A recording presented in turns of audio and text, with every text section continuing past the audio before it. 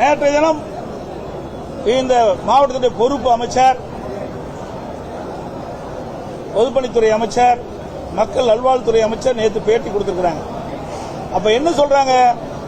இந்த கள்ளச்சாராயம் விற்பனை குறித்து அரசுக்கு தகவல் கிடைத்திருந்தால் நடவடிக்கை எடுப்போம் என்று சொல்கிறார்.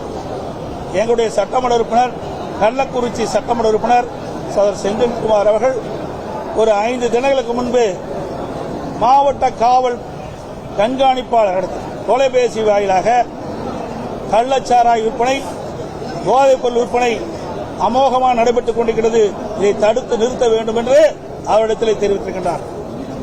நேற்றைய முன்தினம் அவர் நேரிலே சந்திக்கின்ற பொழுது காவல்துறை கண்காணிப்பிடம் தெரிவிக்கின்றார், நான் குறிப்பிட்டேன், இன்னும் நடவடிக்கை எடுக்கவில்லை, ஆகவே கள்ளச்சாராயம் விற்பனையை தடுத்து நிறுத்த உரிய நடவடிக்கை மேற்கொள்ள வேண்டும் என்று தகவலை கொடுத்தார் சட்டமன்ற உறுப்பினர்.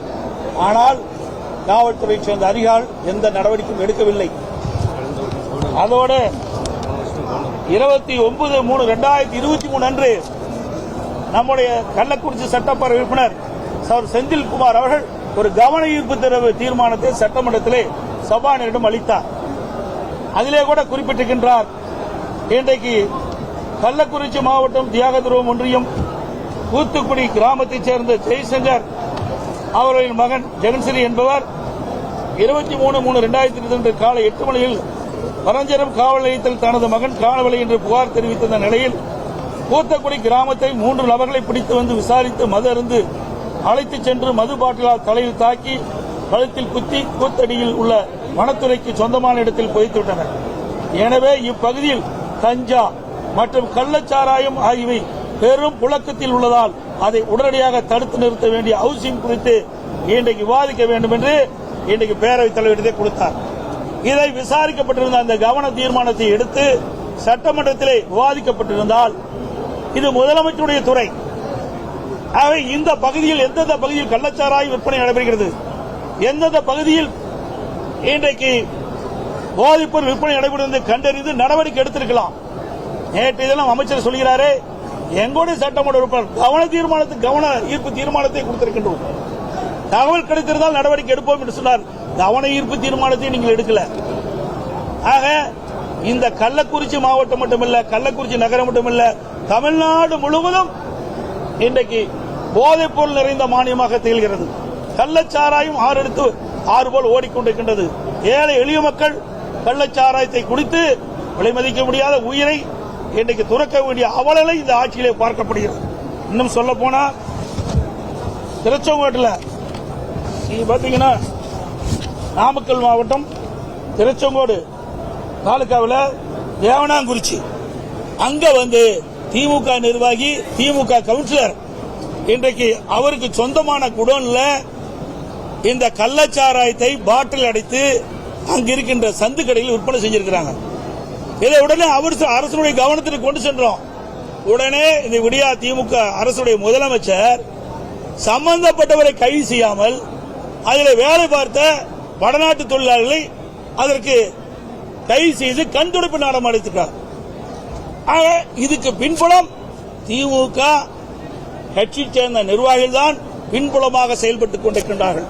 இல்லாவிட்டால் இப்படிப்பட்ட மரணம் நடைபெறாது. இந்த மரணம் நடைபெறுவதற்கு காரணம் விடியா திமுக முதலமைச்சருடைய நிர்வாக திறமையற்ற முதலமைச்சர் ஆண்டு கொண்டிருக்கின்றார். இதற்கு பின்புலமாக திராவிட முன்னேற்ற கழகத்தைச் சேர்ந்த நிர்வாகிகளே ஈடுபட்டிருக்கிறார் என்று தெளிவாக பல்வேறு சந்தர்ப்பங்களில் தெரிய வருகிறது. அதனால் இவ்வளவு உயிர்கள் இன்றைக்கு போவதற்கு காரணம், இவ்வளவு மரணங்கள் ஏற்படுவதற்கு காரணமாக இருந்த நிர்வாக திறமையற்ற முதலமைச்சர் திரு ஸ்டாலின் அவர்கள் ராஜினாமா செய்ய வேண்டும். அதுதான் பொருத்தமா இருக்கும்.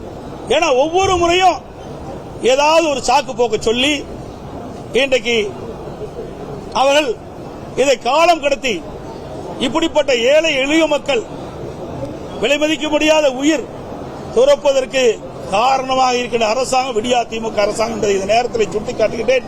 இதற்கு தார்மீக பொறுப்பேற்று திராவிட முன்னேற்ற கழக தலைவர் தமிழகத்தினுடைய முதலமைச்சர் திரு ஸ்டாலின் அவர்கள் ராஜினாமா செய்ய வேண்டும் என்று நாங்கள் வற்புறுத்துகிறோம். அது மட்டுமல்ல, இன்றைக்கு விக்கிரவாண்டி சட்டமன்ற தேர்தல் நடக்குது. அதுல பூத் வாரியா பிரிச்சு அமைச்சரை நியமிக்கிறாங்க. ஒன்றியத்துக்கு 5 அமைச்சரை நியமிக்கிறாங்க. இவ்வளவு பேர், சுமார் 200 பேர் கள்ளச்சாராயம் குடித்து ஆபத்தான நிலையில் இருக்கிறார்களே.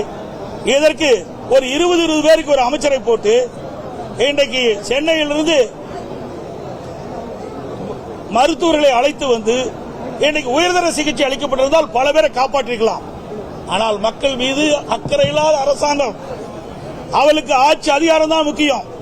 ஓட்டு போட்ட மக்களோ, நாட்டு மக்களோ, ஏழை மக்களோ பற்றி கவலைப்படாத முதலமைச்சர் இன்றைக்கு விடியா முதலமைச்சர் என்பதை இந்த நேரத்தில் தெரிவித்துக் கொள்கிறேன்.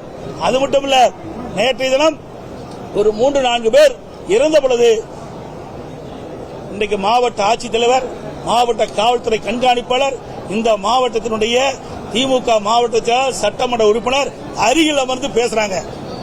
இன்றைக்கு எல்லாத்துக்கும் வெட்ட வெளிச்சமா தெரியும். இதில் இறந்தவருடைய குடும்பத்தை சேர்ந்த ஒருவர் தொலைக்காட்சி மூலமாக பேட்டி கொடுக்கிறார். கள்ளச்சாராயம் பருகிதான் எங்கள் குடும்பத்தை சேர்ந்தவர் இறந்தார் என்று. ஆனால் மாவட்ட ஆட்சித்தலைவர் என்ன சொல்கிறார்? வயிற்று வலியால், வயிற்று போக்கால் இறந்தார் சொல்றார். இன்னொருவர் வயதான காரணத்தினால இறந்தார் என்று சொல்றார். இன்னொரு உயிர் போயிருக்கின்றது, அதற்கு வலிப்பு வந்து இறந்தார் என்று சொல்றார். எவ்வளவு பச்சை பொய்யை ஒரு மாவட்ட ஆட்சித்தலைவர் சொல்கிறார். இந்த அரசுக்கு முட்டுக் கொடுக்கிறார். இப்படிப்பட்ட அதிகாரம் இருக்கின்ற பொழுது இப்படிப்பட்ட ஏழை மக்களுக்கு எங்கே நீதி கிடைக்கும்? இந்த ஏழை மக்கள் எப்படி காப்பாற்றப்படுவார்கள்? ஒரு மாவட்ட நிர்வாகமே ஒரு தவறாக, ஒரு முன்னுதாரணமாக நேற்றைய தினம் அவள் கொடுத்த பேட்டியிலிருந்து தெரியுது.